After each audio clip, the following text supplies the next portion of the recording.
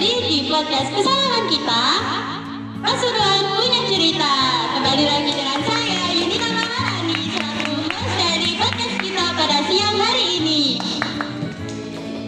Oke, pada hari ini dengan cuaca yang sangat mendukung ini, saya punya tamu spesial yang aslinya sangat-sangat enjoy membawa kita pada obrolan kita pada siang hari ini.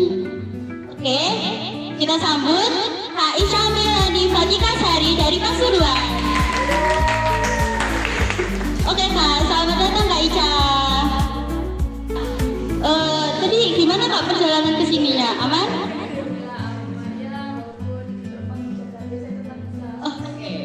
Oke, alhamdulillah. Mungkin bisa dijelaskan sedikit Kak, apakah operator bisa mendengar suaranya Kak Ica? Oke. Ini karena cuacanya mungkin kurang mendukung ya Kak ya, namun tidak menghalangi kita untuk menghadiri acara yang sangat-sangat menyenangkan ini. Oke teman-teman, seperti biasa, pada podcast kali ini kita akan berbicara dengan enjoy dengan topik-topik yang sangat-sangat menarik, tentunya berbobot juga. Bukan hanya menarik, juga memberi ilmu pengetahuan bagi kita. Oke Kak, pada tema kita pada siang hari ini adalah tentang kearifan lokal Pasuruan. Pastinya Kak Ica udah familiar ya dengan kearifan Pasuruan ya.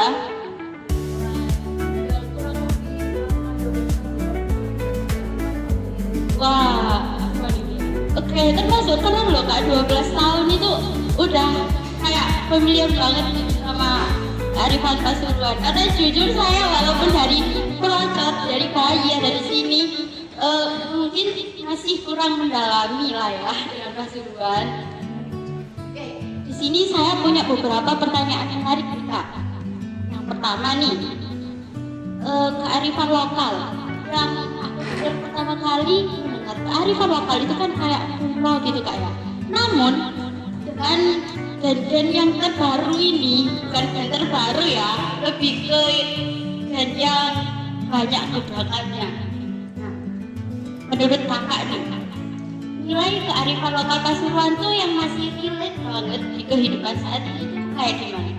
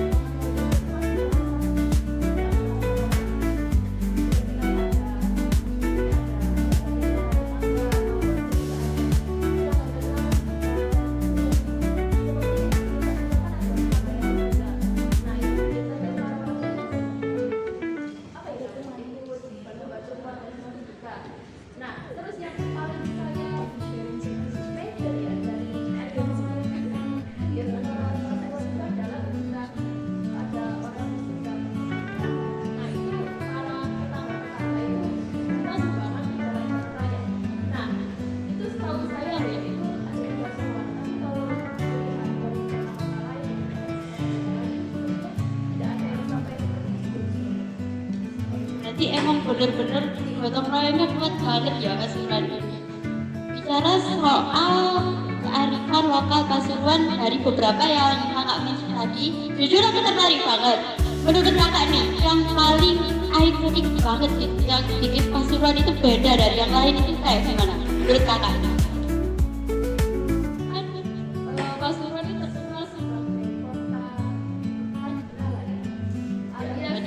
kearifan Jawa gitu. Iya. Pasti pernah dengar lah ya kearifan Jawa. Nah, itu yang paling ikonik di sana. Terus lagi itu makam Kiai Hasim di masjid sekitar alun-alun itu yang depan alun-alun. Nah, di depan masjid itu kan ada semacam payung-payungan. Nah, itu kalau kita sudah buka. Nah, itu benar-benar ya hampir seniman. Jadi itu kayak jadi benar-benar ikon yang aku bayangkan aswaknya Pasuruan yang di bawahnya itu sebenarnya masih kayak payung-payungan gitu. Oh sekali bukan. Ini penduduknya yali-yali juga nggak ya kira-kira? Jawa. Ya Allah. Dia Pasuruan kan apa ya? Ini kayak ada kan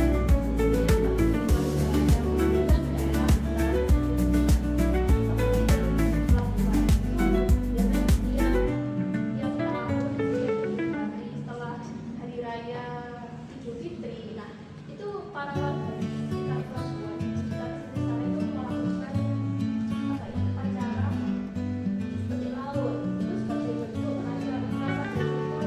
Menurut kakak nih, tantangan apa yang menyebabkan kearifan lokal tersebut itu mempengaruhi ke gen kita kayak gen milenial, Gen Z, dan alpha sebagian lah ya.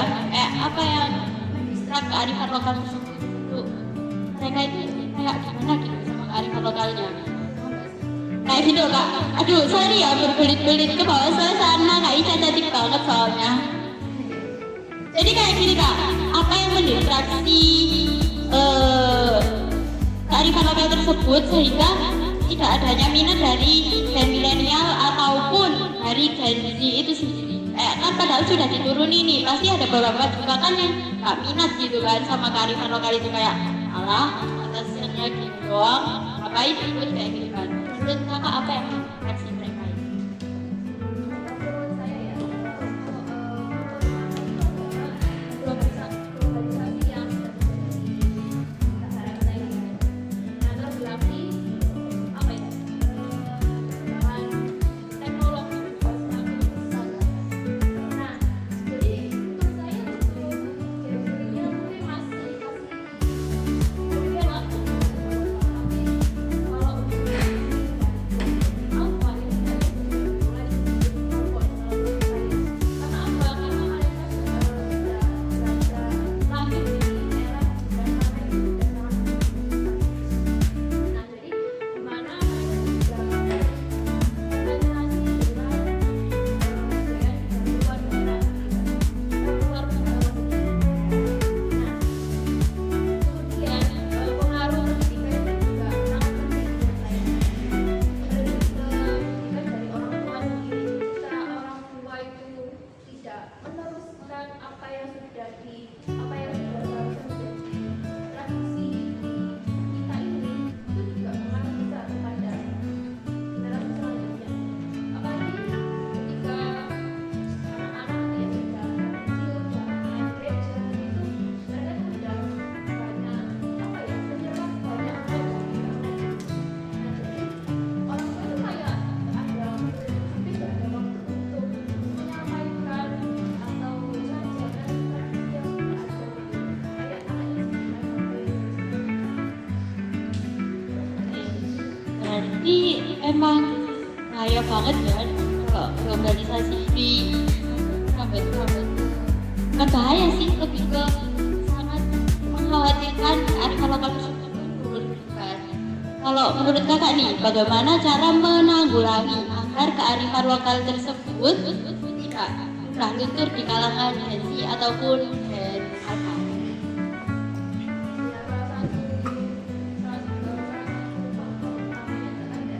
apalagi keluarga itu kan adalah tempat pertama untuk anak-anak. Nah, jadi orang tua juga harus tahu dengan betul apa yang harus dilakukan kepada mereka.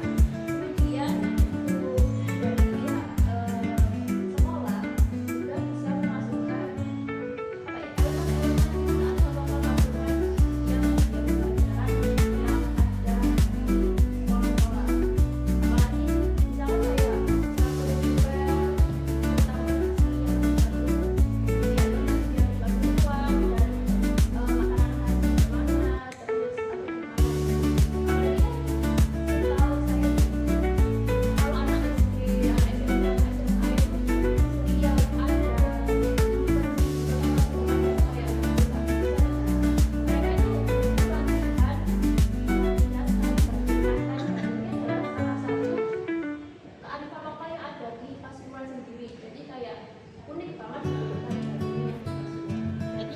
dari Pasuruannya gitu. Iya. Wow, keren ya berarti ya. Ini kearifan lokal Pasuruan ini sangat cocok untuk dimasukkan ke pelajaran sekolah dong ya. Iya. Ya, harusnya sih sangat cocok, soalnya emang sekeren itu kearifan lokalnya. Oke, ngomong-ngomong soal kearifan lokal nih, kan udah banyak ya yang aku tanyain tadi. Terus kalau mengenai pahlawan, pasti Pasuruan juga punya pahlawan kan ya? Siapa tuh? Siapa tuh Pak? Kak tahunya kan siapa? Ya, spill dong Kak. Oke, pahlawan dari Pasuruan itu kalau aku dengar itu untuk Surapati itu kan ya? Oke, itu biasanya aku pernah mendengar kisah-kisahnya tuh. Kalau menurut kakak nih, kan kakak asli orang Pasuruan. Ada nggak sih tempat-tempat sejarah atau tradisi di Pasuruan yang ngingetin kita sama perjuangan negara, kayak entah itu monumen atau apa gitu yang buat bikin kita ingat, wah ini adalah peninggalan dari pahlawan kita gitu. Ada nggak?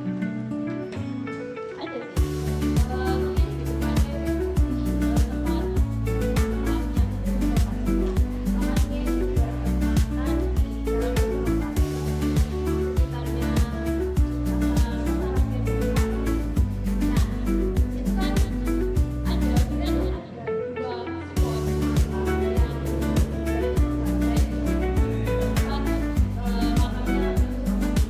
Nah, itu kan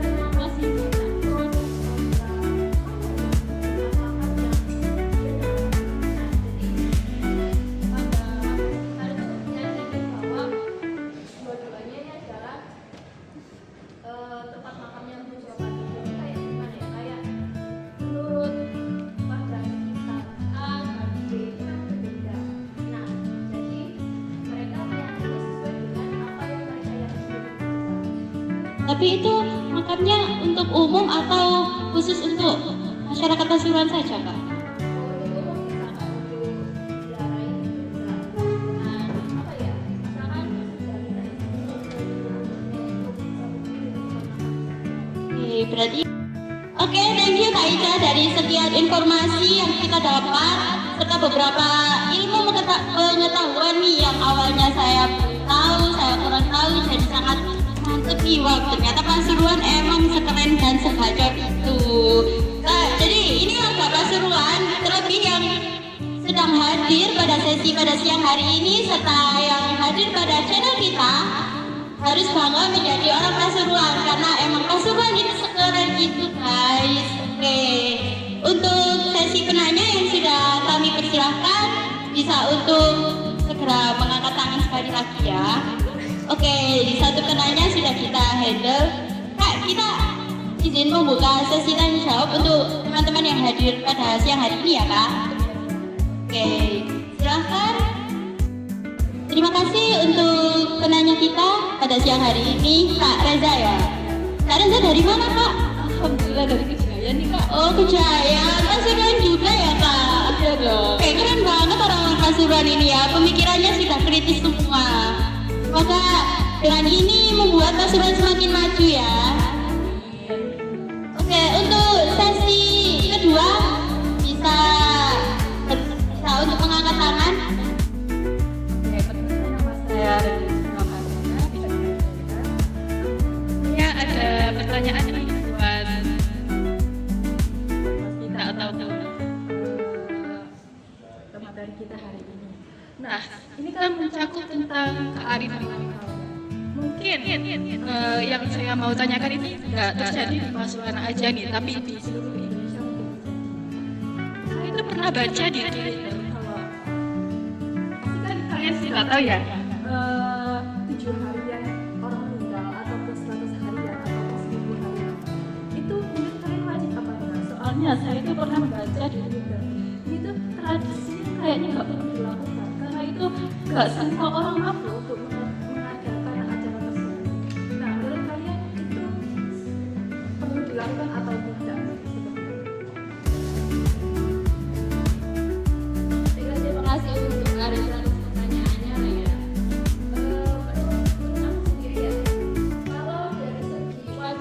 atau tidaknya itu tergantung dari pihak yang sedang juga.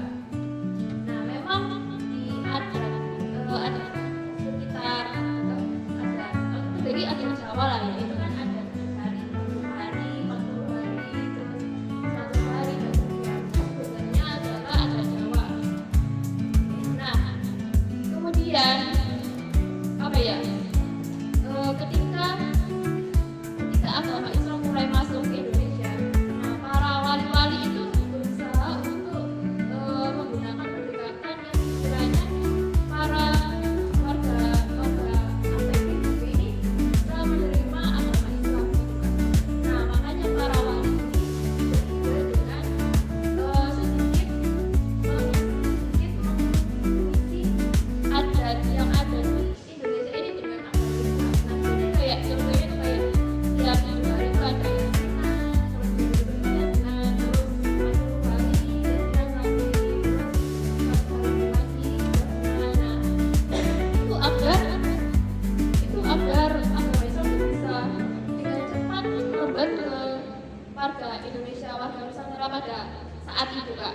Nah, karena dengan skeptis orang pada waktu itu bahwa 7 hari ini setiap 7 hari, setiap dengan 7 hari, 40 hari itu adalah salah satu bentuk ngirim doa untuk orang yang sudah berpulang. Nah, jadi sudah menjadi kayak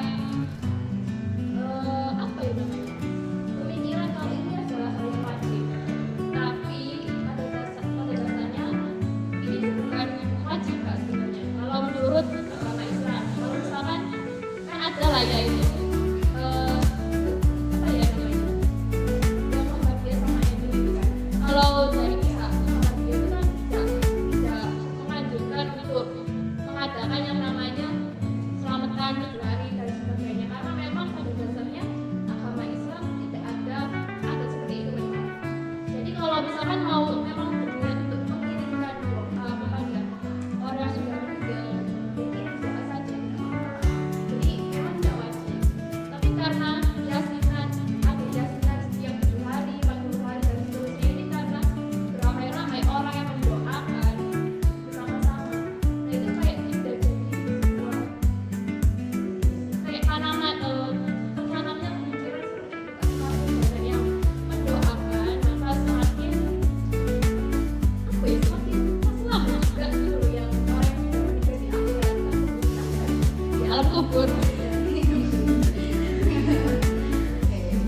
Ya begitu, Kak, kalau biasanya. Kalau dari Kak Ita sendiri bagaimana? Saya menambahkan ya, Boy. Kalau saya sih sama. Mungkin ini yang membuat wajib itu karena keterikatan adat ya. Jadi kan kalau istilahnya itu hitung-hitungannya, petang puluh, itu kan emang keterikatan dari adat Jawa itu sendiri yang membuat keyakinan bahwa itu tuh emang wajib. Padahal kalau mungkin di daerah rumah nenek saya itu kebetulan juga Muhammadiyah, itu emang nggak ada, jadi ya udah nggak wajib. Memang diwajibkannya mungkin karena keterikatan adat itu sendiri. Itu apakah menjawab, Kak Reza? Tapi gimana ya, Mbak? Ini aku pernah baca juga di Twitter kalau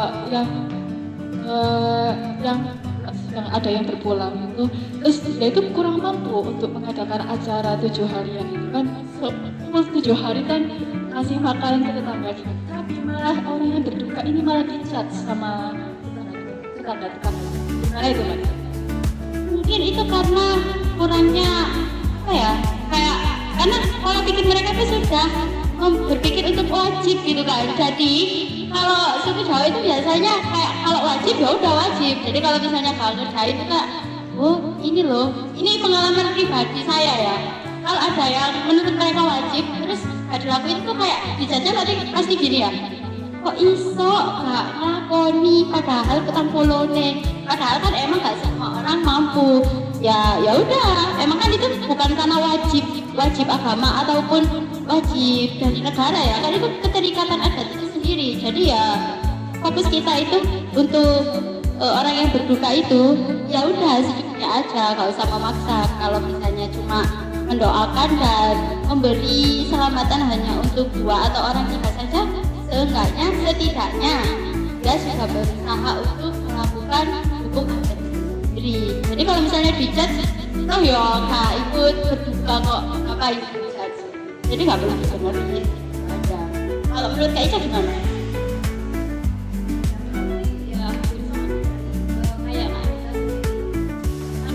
karena kita itu kan bersosialisasi, nah ketika kita melenceng dari sosial yang sudah ada di sekitar kita itu, maka kita tidak bisa menghindari bahwa kita akan menerima komentar negatif dari sosial kita itu. Jadi kalau memang kalau memang tidak intinya percaya dengan agama yang dianut Sudah sangat jelas Kak. Makasih. Terima kasih Kak Raja. Mungkin ada yang akan bertanya lagi? Atau sudah cukup? Sudah cukup jelas? Terima kasih untuk bintang tamu kita yang sangat-sangat memberi topik yang sangat berbobot sekali ya. Beri tepuk tangan untuk Kak Ica atas segala materi yang telah dipaparkan dengan jelas.